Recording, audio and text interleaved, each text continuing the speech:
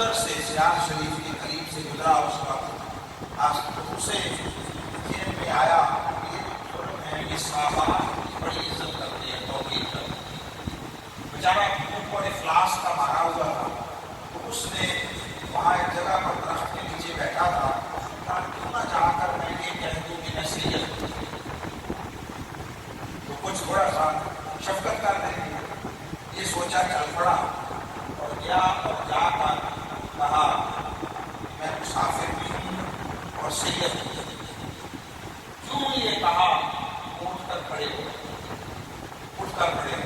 احترام کیا، تعظیم کی، توقیر کی، لے کر چلے، ہٹایا عزت و وقار کے ساتھ اور کہا میرے لائق کی خدمت ہو، رانی مسعود سے ٹھہرنا چاہتا ہوں، آپ نے فرمایا ٹھہر کیا، خدمت پر خادم معمول فرما دیے، دو چار دن ٹھہرا، کھایا پیا، کوئی جسم ذرا بہتر ہوا تو اس نے کہا کہ اب چلنا چاہیے، ایسا نہ ہو کہ جان پہچان والا آ ہے، تو کہا آپ اجازت دیجیے، انہوں نے کہا ٹھیک ہے رکیں، تو آپ مالک ہیں، گھر ہے آپ کا اور جانا چاہیں تو ہم خادم ہیں، آپ کی نوکری کر دیں، اور کچھ سامان زادگار منگوایا وہ پیش کیا اور ننگے پاؤں ساتھ چل پڑے، رخصت کرتے اس نے بتیرا کہا کہ آپ رہنے دیں، آپ ایسے آپ تشریف نہ دیں، میں چلوں گا، چل پڑے، باہر آ گئے، ایک چوراہے پر درخت تھا اس کے نیچے آئے اور کہا لو بھائی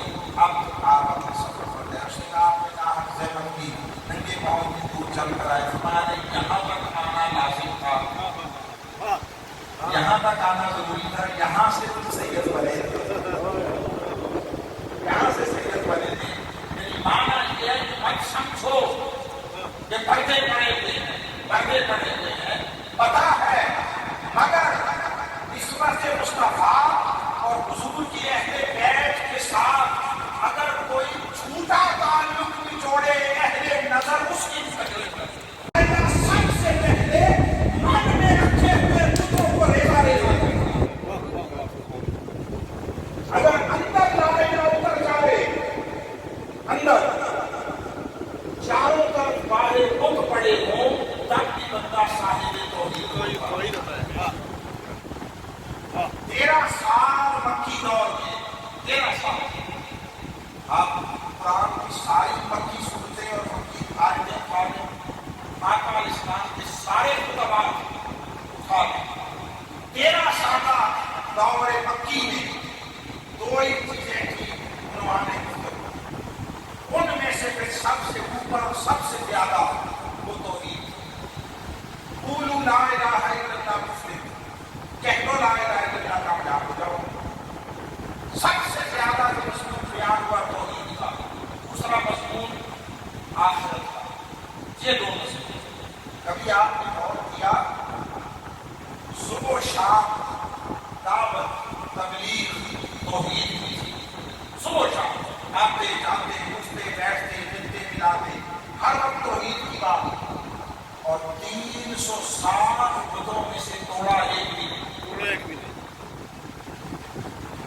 ایک بت نہیں توڑا، کوئی بت نہیں توڑا۔ اگر کسی علم میں مجھے بتا دیں، میں اپنی گفتگو میں اتنی ترغیب کر دوں گا تو ابھی ایک توڑا تھا باقی نہیں، ایک بت نہیں توڑا۔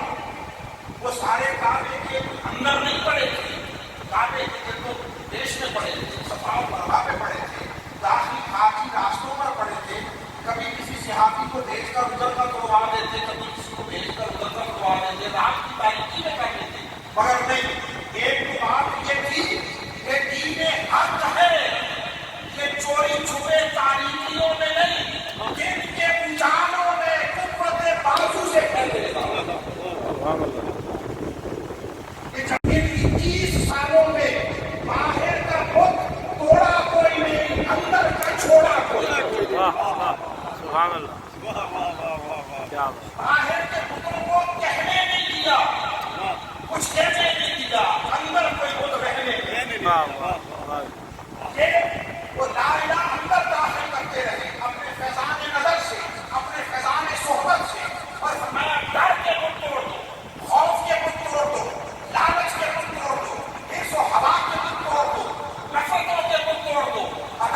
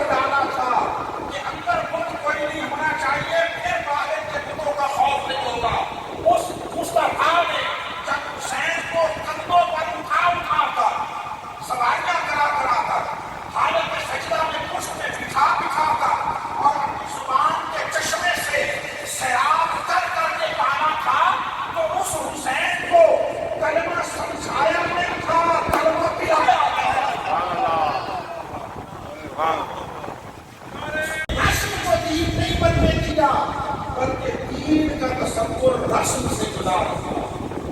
फरमाया जब चेहरा दीन नष्ट हो रहा हो, दीन की अक़दार मिटाई जा रही, दीन की बुनियादें पामाल की जा रही हो, तो उस वक्त सवाबों के चक्कर में न रहता।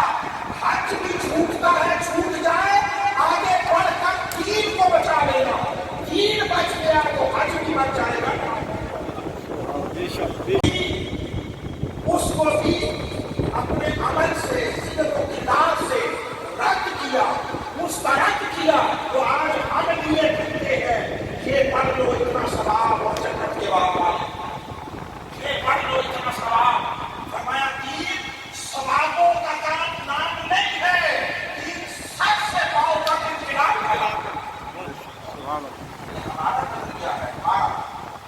हम ये कहते हैं और घरों में, हर घर में इस वक्त बात सुनाई देती है, बड़े बच्चों को वो कहते हैं, छोटों को, कि भाई देखो क्यों जिंदगी गुजारनी चाहिए कि सांप मर जाए। और वो ये सुना है ना साहब, ये मेरा आपका नजरिया है, ये हुसैन का नजरिया नहीं है, ये हुसैन का नजरिया नहीं है। मेरा और आपका नजरिया है सांप भी मर जाए, लाठी भी बच जाए। हुसैन का नजरिया ये है कि लोगों, वजूद की लाठी रहे या न रहे, यजीदियत और जुल्म के साथ का सर कुचला जाता है। अगर हुसैन इस राह पर चले होते, इस राह पर हम चलते हैं, तो आज हुसैन न हो रही हो। हुसैन अहले वफा के माथे का झुमर न होता, हुसैन अहले ईमान के दिलों की जीनत न बनता। वो इसीलिए जीनत बना, उसने वजूद की लाठी को नहीं देखा, दीन से बगावत, इन्हिराफ, जुल्म और तशद्दुद की अलामत, वो जो यजीदियत का सांप था, उसका सर कुचल दिया।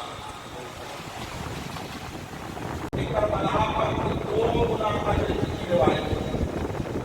यहाँ काबे में एक नमाज का सवाब 1 लाख नमाजों के बराबर। ऐसे ही करबला के लिए 2 गुना की 1 नमाज पढ़ो, 2 का सवाब है। ये रिवायत की सारी जिंदगी पढ़ने सुनने में नहीं आई, मगर हुसैन ने अजब और हकीकी तसव्वुर दीन समझाया। फरमाया लोगों, वहां पर लाख गुना अजर था, छोड़कर आ गया उस उधर जिधर 2 गुना अजर की बात की नहीं। आज 1500 साल तक गुजरा है, तारीख इंसान चमन वालों चमन में गुजारा चाहिए, बागवा में खुश रहे, राज़ी रहे से याद। ना ये हुसैनी नजरिया है, ना ये नबवी नजरिया है। हम दोनों तरफ जो है वो जाते हैं कि ताल्लुक बने रहे, दोनों तरफ अहले हक के साथ सवाब के पुल से जुड़े रहे और अहले बातिल के साथ समझौते के पुल से जुड़े रहे। ये हमारा नजरिया हयात है। हुसैन ने आज अव्वल का आखिर इस नजरिए की तफसीर की है। मदीना छोड़कर मक्का गए, बहुत सारे लोगों ने समझा हज करने जा रहे हैं, और मैं उसको जरा अपने अल्फाज में थोड़ा सा जो बयान कर रहा हूँ कि भाई मदीना में इबादतों नमाजों का सवाब है 50,000 गुना। ऐसे कैसे मस्जिद नबवी, तो आप लोगों ने समझा कि वो 50,000 गुना अजर से 1 लाख गुना अजर पाने की तरफ जा रहे हैं मक्का में, काबा में। मगर फिर हुसैन ने अपने तर्ज़ अमल से अजीब बात को बताई।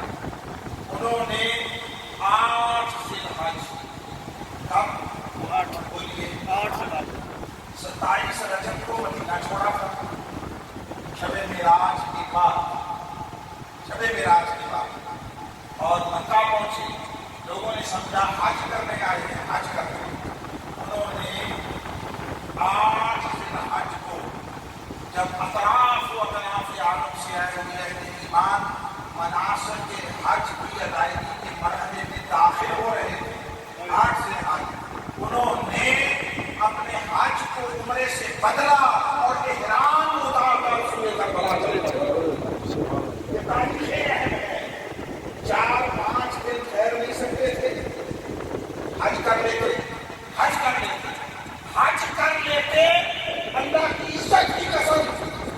وقت شہادت حسین اپنی تکمیل کو نہ پہنچا۔ یہی سمجھا جاتا کہ حج کرنے آئے تھے، حج کیا اور ادھر چل پڑے۔ حسین نے بتایا لوگوں میں تو مدینہ سے چلا تھا، حج کرنے نہیں چلا تھا، میں روح حج کو اور مصطفیٰ کے دین کو بچانے چلا تھا۔ ان قربانیوں کا نتیجہ ہے جو اہل بیت اطہار میں تھی۔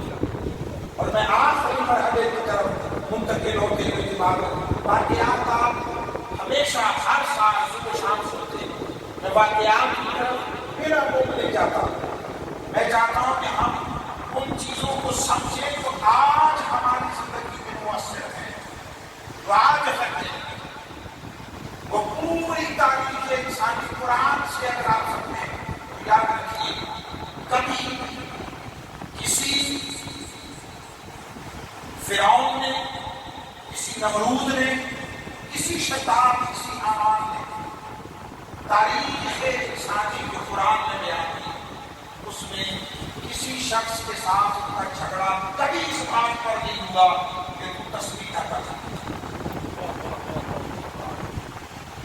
نمرود کا جھگڑا ابراہیم کے ساتھ یہ نہیں تھا کہ تسبیح کیوں کرتے ہو، تم نماز کیوں پڑھتے ہو، تم قیام و رکوع و سجود کیوں کرتے ہو، ذکر اذکار کیوں کرتے ہو، تہجد کیوں پڑھتے ہو، یہ جھگڑا نہیں تھا۔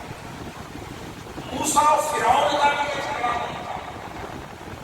جو ظالم، جابر اور مستبد حکمران تھے ان کے ساتھ جھگڑا وہ ذکر اذکار کا نہیں تھا، ظلم کے نظام کا، ظلم کے نظام کا۔ موسیٰ کا جھگڑا کیا تھا فرعون کے ساتھ؟ وہ کہتا تھا بنی اسرائیل یہ بھائی ہماری قوم، ہماری نسل، ہمارا قبیلہ، ہماری قوم جس کو تو نے ظلم کی زنجیروں میں جکڑا ہوا ہے اسے آزاد کر ہمارے سامنے۔ اب قرآن